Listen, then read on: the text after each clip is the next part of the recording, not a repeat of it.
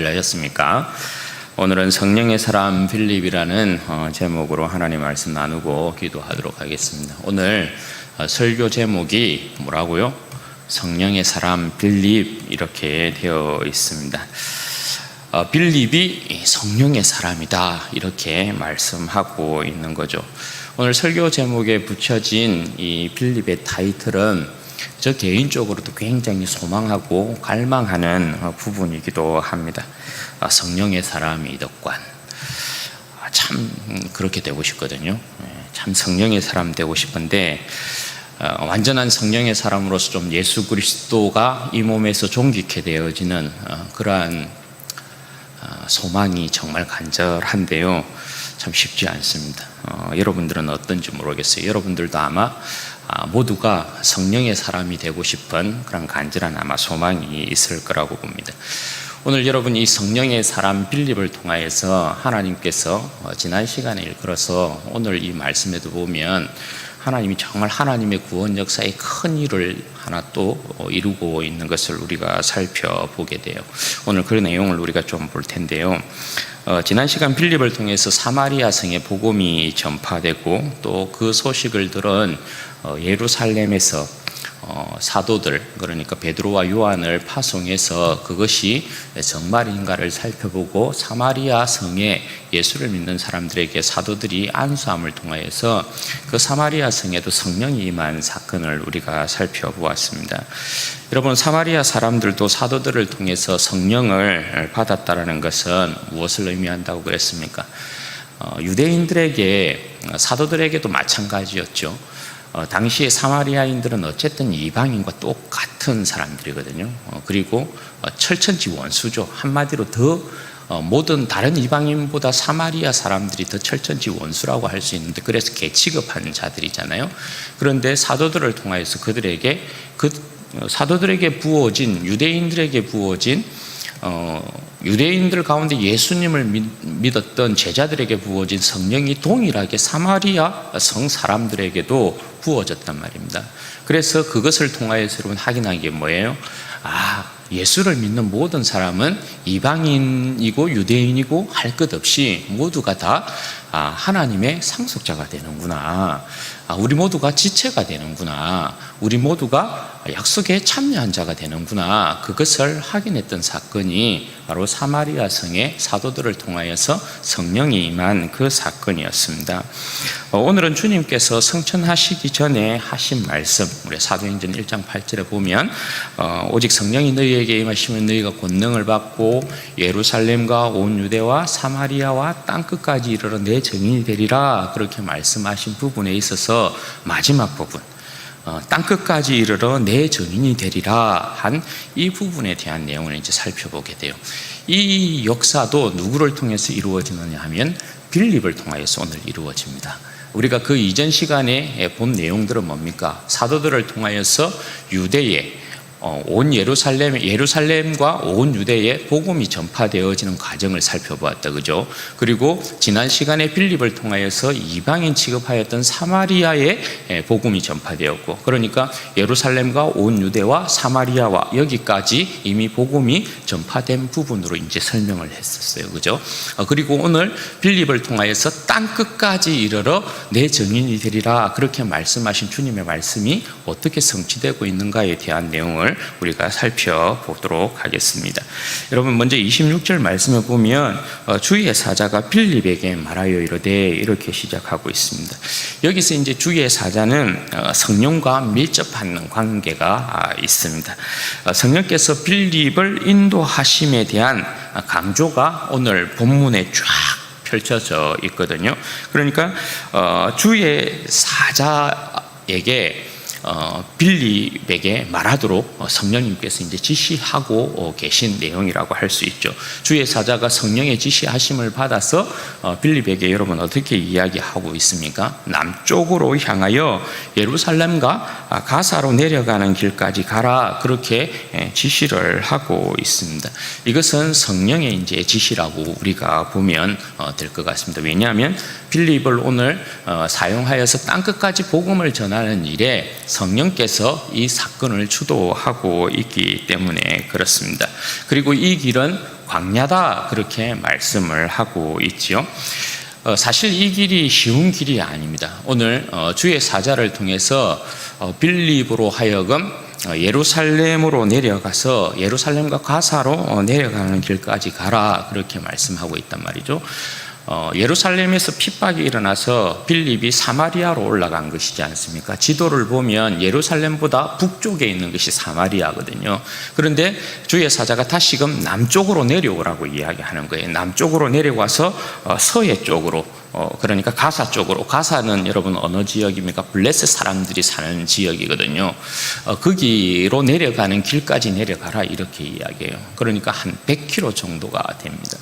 그러니까 도보로 그 길을 간다는 게 쉬운 일이 아니에요. 그것도 여러분 오늘 그 길이 어떤 길이라고 이야기합니까? 광야길이다 그렇게 이야기하고 있단 말이죠. 여러분 광야길을 100km를 걸어간다. 이게 여러분 결단코 쉬운 일이 아니죠. 여러분 누가 광야의 길을 걸어가고 싶어 하겠어요? 누가 여러분 광야길을 여행하고 싶어 하겠어요? 그런데 오늘 성령께서 빌립에게 광야의 길로 들어가라 그렇게 말씀하고 계시다라는 거예요. 귀찮고 힘들고 짜증나고 싫을 수 있지 않겠어요? 그죠? 광야 길이니까 고생길이 뻔하거든요.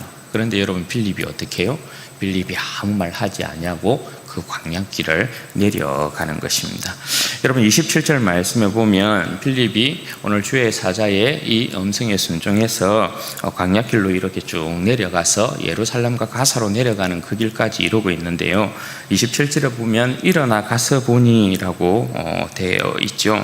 일어나 가서 보니 여러분 이게 뭔 이야기하고 있는 것일까요? 성령께서 아무런 계획과 생각 없이 빌립으로 하여금 광야길로 내려가라 그렇게 말씀하지 않았다라는 것입니다.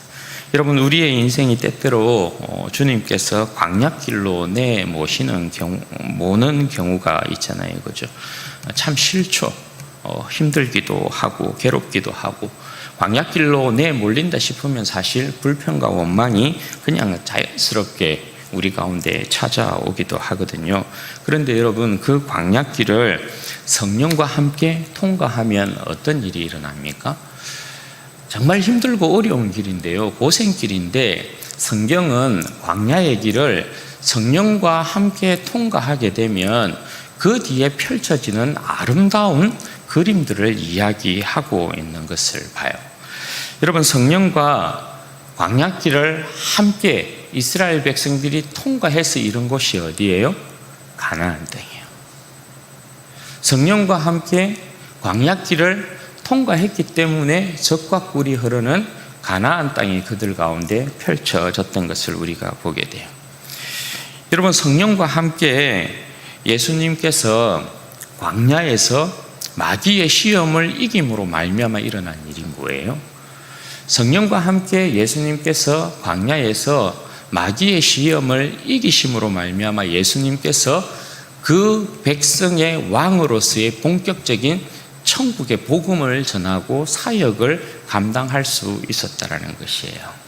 그러니까 성령과 함께 광야길을 통과하게 되면 반드시 우리가 기대하지 못한, 우리가 상상하지 못한 하나님의 그 복이 기다리고 있다라는 것을 알 수 있는 것이죠. 오늘 역시 여러분 빌립이 성령과 함께 광야를 통과해서 어떤 역사가 여러분 일어나게 되는 것입니까? 빌립이 성령과 함께 광야를 통과함으로 말미암아 땅 끝에 선 복음의 증인이 된 사람이 바로 빌립이에요. 여러분 이게 사실 굉장한 역사입니다. 왜냐하면 이 빌립의 이 모습은 사실 교회의 영광이기도 하거든요. 왜냐하면 빌립은 교회를 대표하는 인물이라고 할 수 있어요. 우리가 이미 보았다시피 사도들이 어떤 구제의 일에 대한 부분에 있어서 헬라파 가부들이 이제 빠짐을 통하여서 그들을 도울 수 있는 7명의 일꾼들을 뽑지 않습니까? 그 가운데 교회에서 대표로 뽑아 세운 사람이 누구냐 하면 빌립이거든요. 스데반을 비롯하여서 빌립 그 7명의 사람은 주님께서 직접 부르신 사도가 아니고 교회에서 지혜와 성령이 충만하고 칭찬받는 자들을 세운 것이란 말입니다. 그러니까 교회의 대표라고 할 수 있는 것이죠. 그러니까 빌립이 오늘 땅끝에 서서 주님의 복음을 전가한다고요. 그러니까 이것은 교회의 또 다른 영광스러운 모습을 이렇게 이야기하고 있는 것이기도 해요. 그러니까 빌립의 모습이 교회를 대표하는 모습으로서 얼마나 굉장히 아름다운 사람으로 서 있는가에 대한 부분을 여기에서 이야기해 주고 있는 것이에요. 여러분, 빌립이 성령의 지시로 광야를 통과해서 만나고 있는 사람이 있어요. 그죠? 그 사람이 누굽니까? 이디오피아 여왕 간다게의 국고를 맡은 넷이다, 그렇게 이야기를 하고 있어요.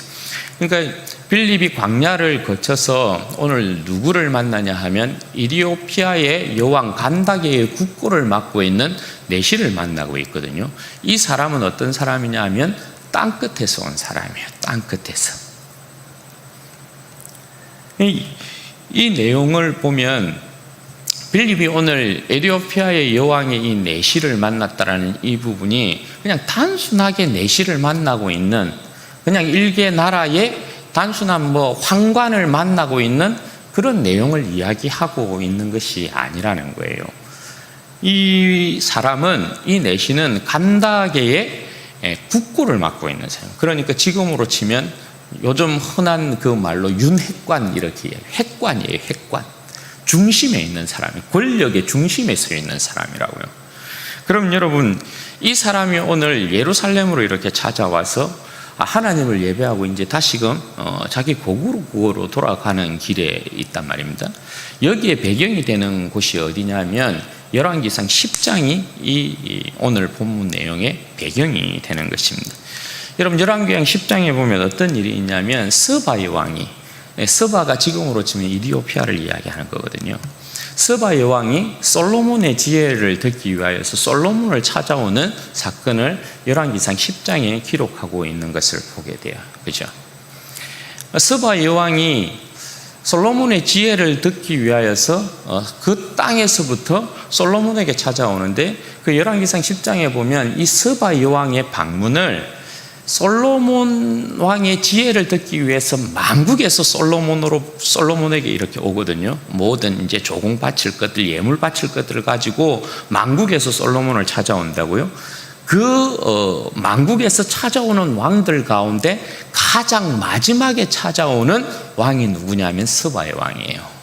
그래서 이 스바의 왕이 맨 마지막에 솔로몬을 찾아오고 가장 먼 나라에서 솔로몬을 찾아온 것으로 그렇게 성경이 이야기하고 있어요. 그러니까 오늘 내용의 배경이 되는 것이 바로 그와 같은 장면이라고 할 수 있는 것이죠.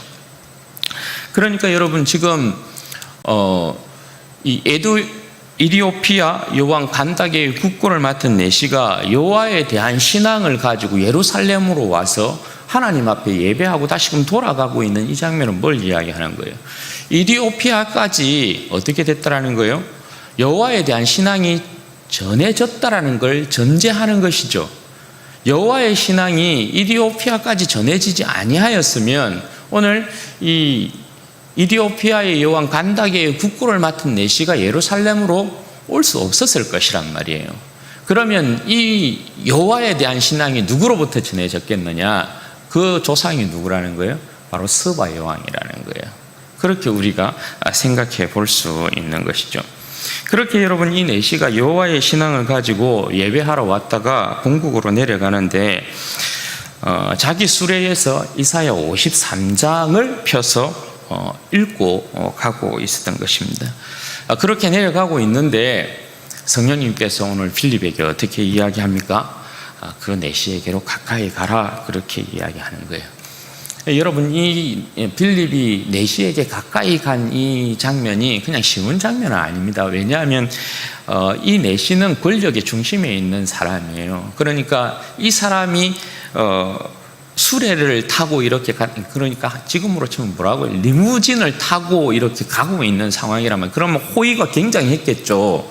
호의가 굉장했을 건데 빌립에게 앞으로 나아가라, 이렇게 이야기하는 거거든요. 그러니까 성령께서 절대적으로 이 사람을 만나도록 지금 요구하고 있는 것이거든요. 그리고 성령님께서 그 길을 열고 계신 거죠. 그래서 빌립이 가까이 가서 보니까 이디오피아 이 내시가 이사야 53장을 읽고 있는 소리가 들리는 거예요. 그래서 빌립이 말을 했죠.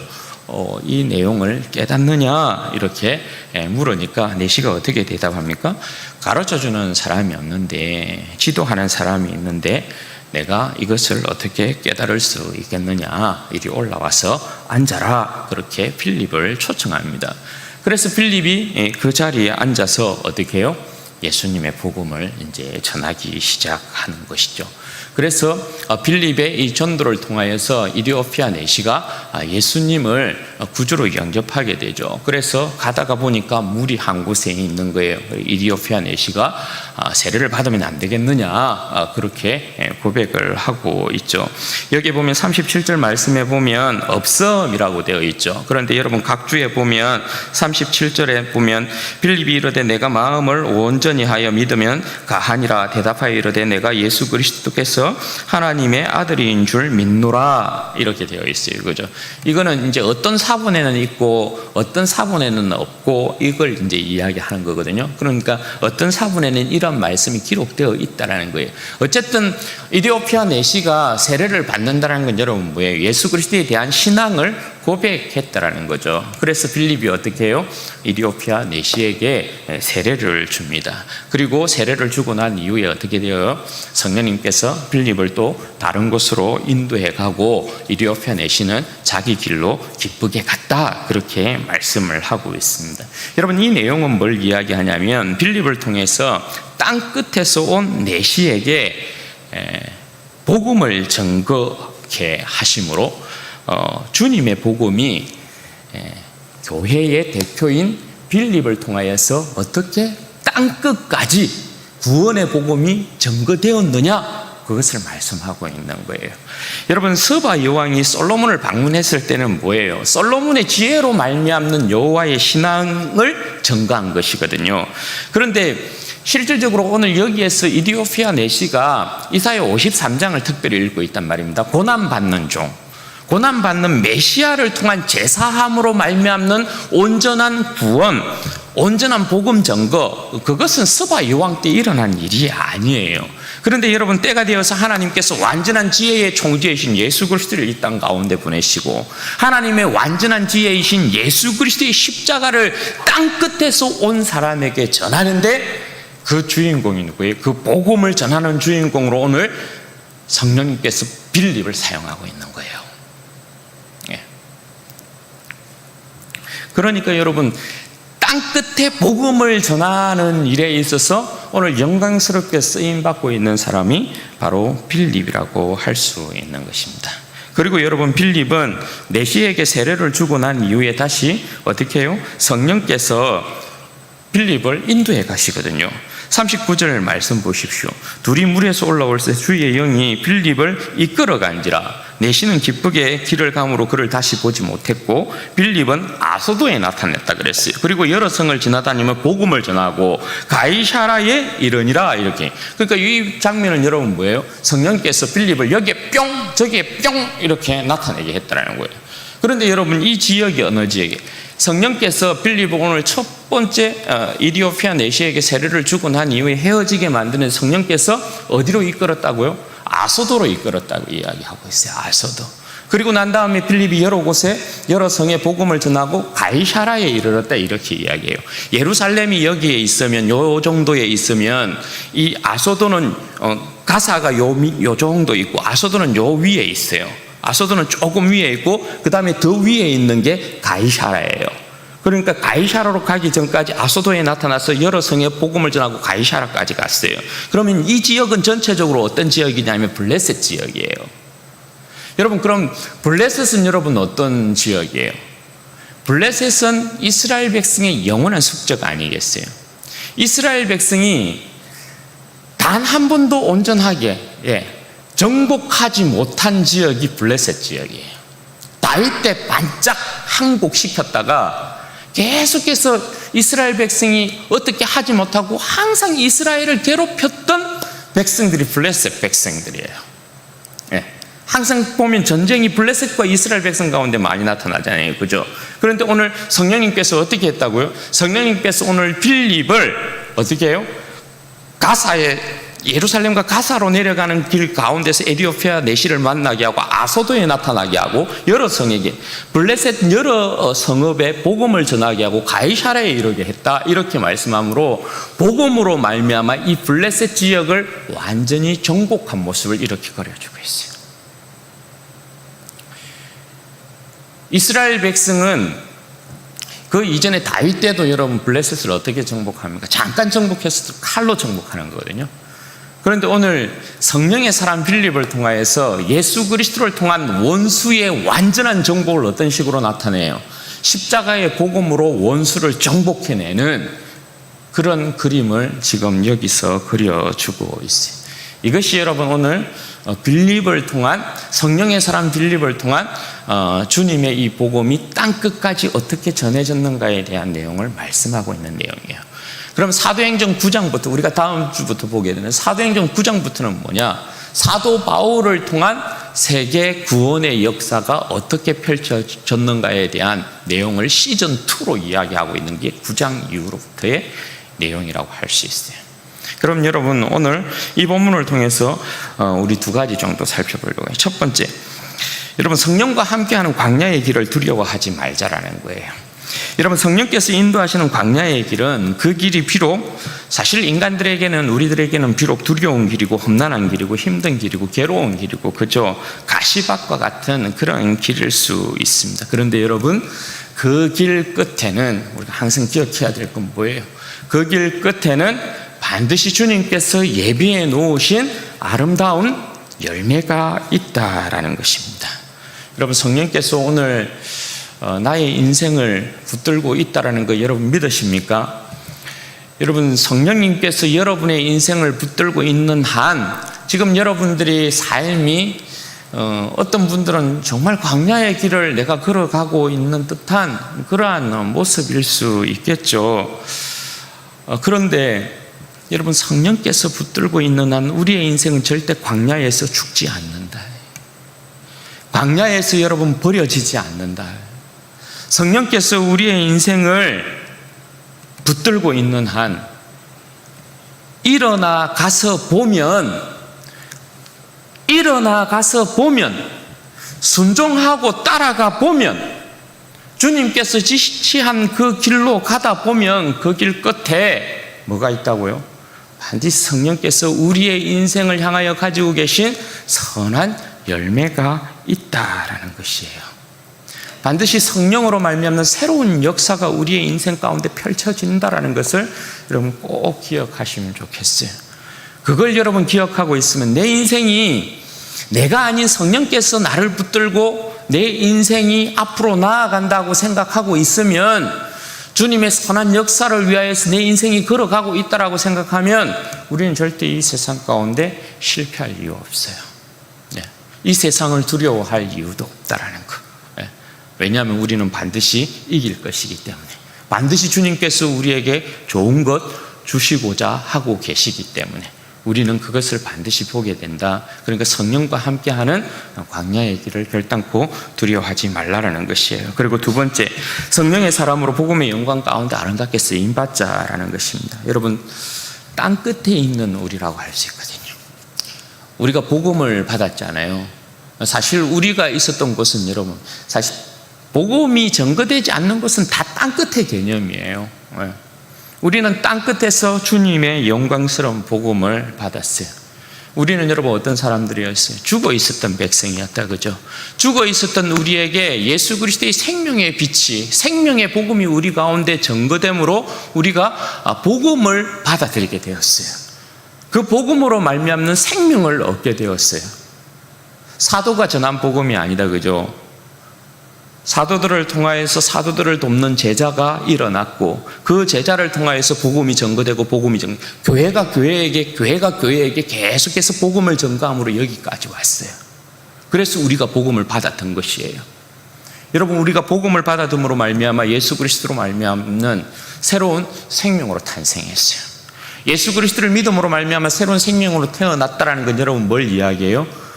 우리의 새로운 본성이 성령으로 바뀌었다라는 걸 이야기하죠. 우리 안에는 누가 계신 거예요? 우리 안에는 성령이 계신 것이죠. 왜냐하면 예수 그리스도를 믿었다는 건 옛 사람의 죽음과 더불어서 예수 그리스도로 말미암는 새로운 생명을 이야기하는 것이거든요. 그래서 여러분, 사도 바울이 어떻게 이야기해요? 사도 바울이 너희 안에 주의 영이 계시지 아니하면 너희는 그리스도의 사람이 아니다, 그렇게 이야기하잖아요. 예수 그리스도의 사람은 성령의 사람이에요. 예수 그리스도의 사람은 성령으로 사는 사람이에요. 여러분, 우리 안에 성령이 계셔요. 믿으십니까? 여러분, 성령과 함께해야 합니다. 이게 우리한테는 굉장히 약해요. 이게 참 문제긴 문제예요. 내가 성령의 사람인지도 모르고요, 내 안에 성령이 계신지도 모르고요. 네. 우리는 그렇게 살아요. 이게 굉장히 큰 사실, 우리에게 약점이기도 하고 문제이기도 하고 그렇거든요. 그런데 여러분, 예수 그리스도의 새로운 생명으로 사는 백성들은 주의 성령과 함께하는 사람이에요. 주의 성령과 함께하는 인생들은 자신의 영광과 배부름을 위해 살지 않아요. 내가 성령의 사람이다라는 확실한 증거는 뭐냐면, 내가 지금 예수 그리스도를 따라가고 있다. 여러분, 따라가고 있죠? 내가 성령의 사람이다 확신할 수 있는 건 내가 내 영광을 위해 사는 것이 아니고 그리스도의 영광과 그리스도의 부요함을 위해서 살아가는 거예요. 그렇게 살아가고 있죠. 오늘 이 자리에 모인 사람들 중에 내 영광을 위하여서, 내 영광의 배부름을 위해서, 내 인생의 복됨만을 위하여서 살아가는 백성이 없죠. 나는 살아도 죽어도 주를 위해 산다라고 고백하고 있는 거 맞죠? 그럼 성령의 사람이 맞는 겁니다. 의심하면 안 되는 겁니다. 네? 그런데 우리는 내 안에 성령이 내주하고 계신지를 잘 모른다라는 거예요. 그러죠? 이게 이제 우리의 약점인 것 같아요. 그런데 여러분, 예수 그리스도를 고백하고 예수 그리스도를 믿고 따라간다라는 건 내 안에 성령이 계시지 않냐면 가능하다, 불가능하다? 불가능하다. 제가 한번 말씀을 드렸죠. 귀신이 들리면 어떻게 된다고 그랬어요? 인격의 분리가 반드시 찾아온다 말씀드렸어요. 네. 귀신에게 사로잡힌 사람이 의식을 못 차리고 그런 것 아닙니다. 귀신에 들린 사람은 의식이 뚜렷합니다. 뚜렷함에도 불구하고 강력한 힘이 그를 땡기기 때문에 어쩔 수 없이 따라가는 거예요. 지가 불 가운데 들어가는지 물 가운데 들어가는지 정신을 차리고 나면 내가 왜 이렇지? 그렇지 않아요.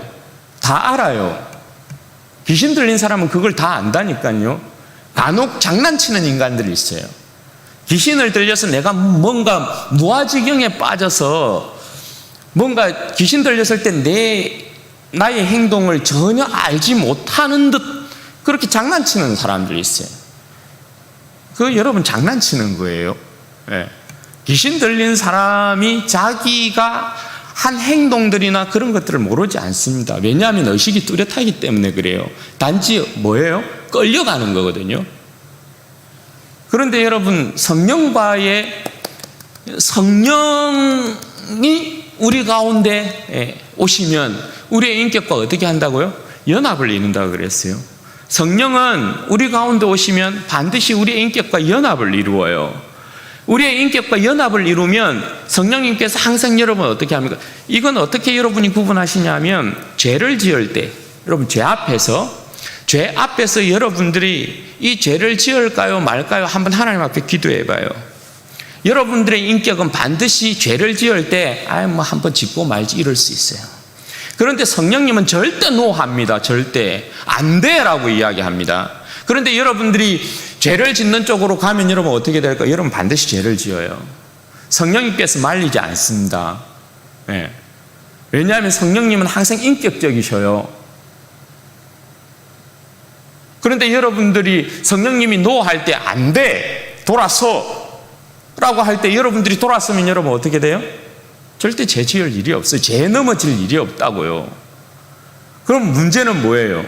성령님이 우리 안에 계셔서 우리 안에 선한 일을 이루심으로 우리의 인생을 인도하면 따라가야 된다는 거예요. 성령님이 가라 하면 가야 된다는 거예요. 성령님이 멈추라 하면 멈춰야 된다는 거예요. 성령님께서 우리의 인생을 붙들고 복음의 영광 가운데 우리의 인생이 아름답게 쓰임 받으려면 그래서 여러분 어떻게 해야 돼요? 우리 안에는 늘 하나님의 말씀으로 말미암는 무장이 필요하죠. 그리고 성령님의 인도함을 받으려면 어떻게 해야 돼요?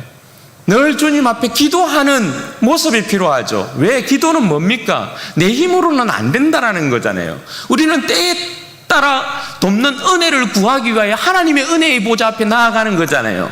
하나님 도와주십시오에 대한 부분이 기도잖아요. 내 힘으로 할 수 없습니다잖아요.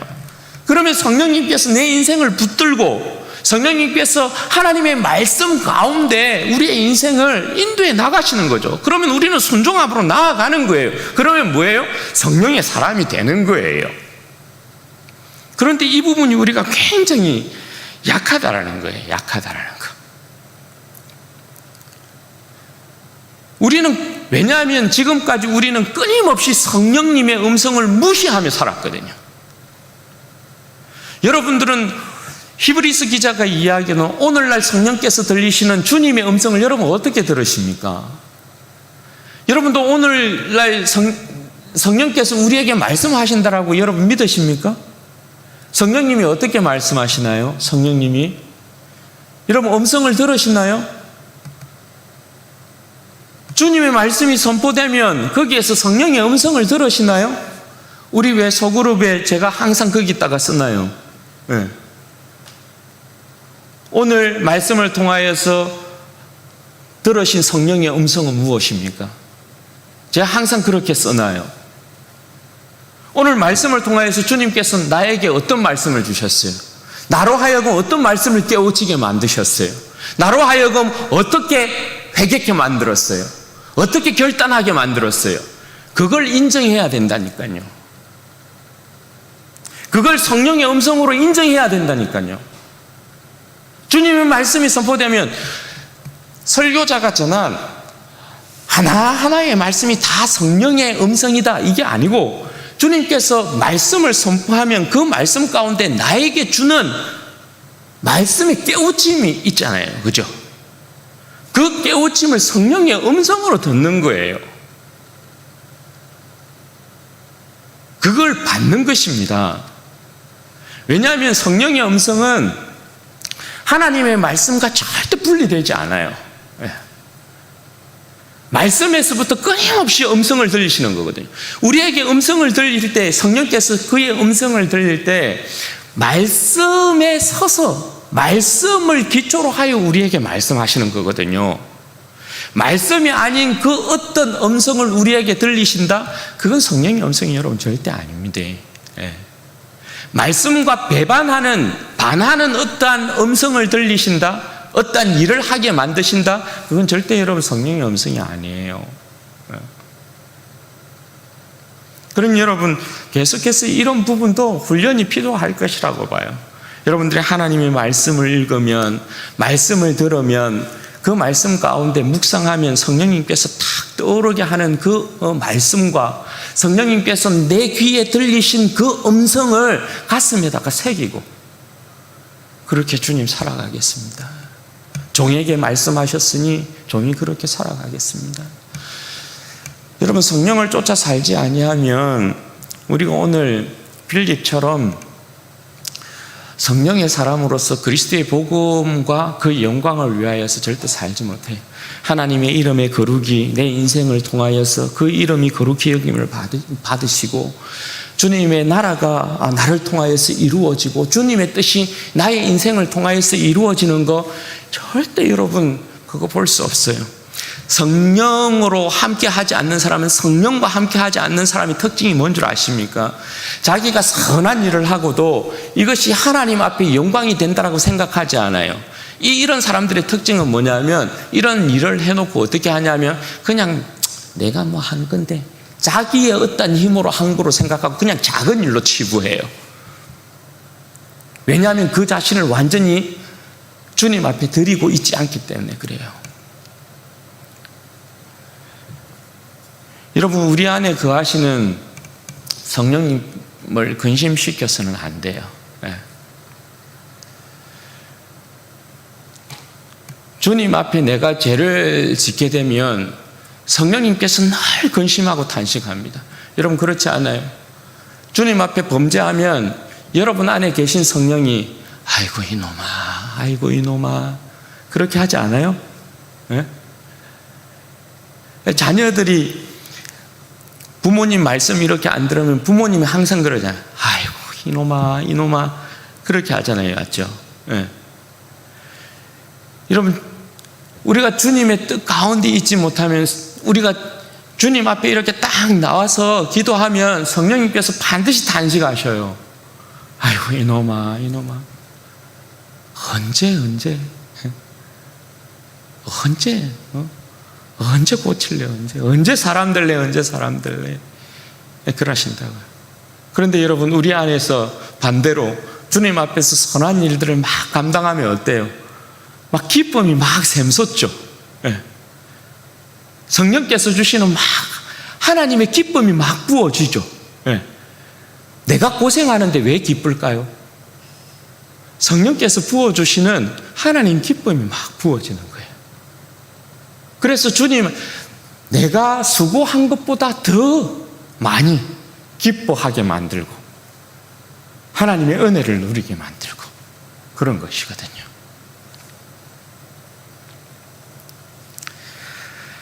여러분 성령의 사람은 끊임없이 주님 앞에 내 인생이 아름답게 쓰임받기를 원합니다에 대한 소망과 갈망이 있습니다. 여러분 우리가 다 그런 소망과 갈망 가지고 있지 않아요? 그렇죠?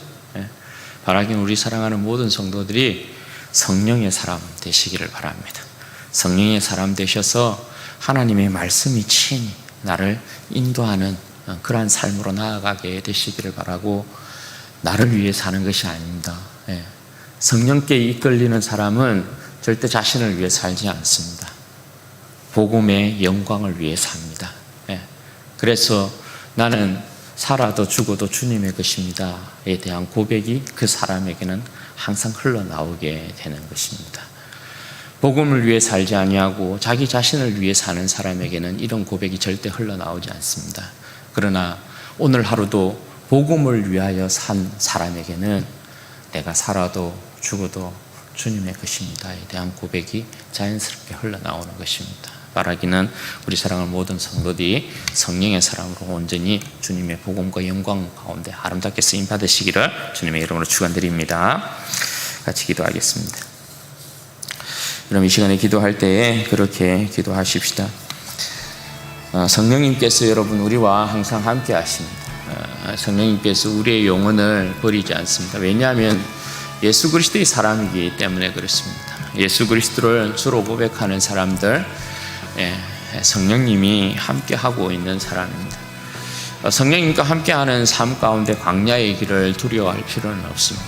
내 인생이 지금 고난의 어떤 길을 가고 있을 수도 있고 가시밭 길을 걸어가고 있을 수도 있고 이 모양 저 모양 힘들고 어려운 길을 걸어가고 있을 수 있지만 성령님께서 나를 붙들고 계시다라는 이 믿음, 성령님께서 나와 함께하고 계시다라는 믿음, 성령님 이 길 끝에 주님의 아름다운 영광을 보게 하여 주십시오. 주님과 함께함에 있어서 오늘 내 마음 가운데 세상에 주는 여러분 두려움이 있다면, 근심이 있다면, 걱정이 있다면 다 떨쳐내시기를 바랍니다. 성령님과 함께 일어나고 성령님과 함께 승리하게 될 줄로 믿습니다. 성령님 저에게 더욱더 큰 은혜와 힘을 허락하여 주시옵소서. 더욱더 주님만 의지하게 하여 주옵소서. 우리 주여 한번 부르주고 기도하십시다. 주여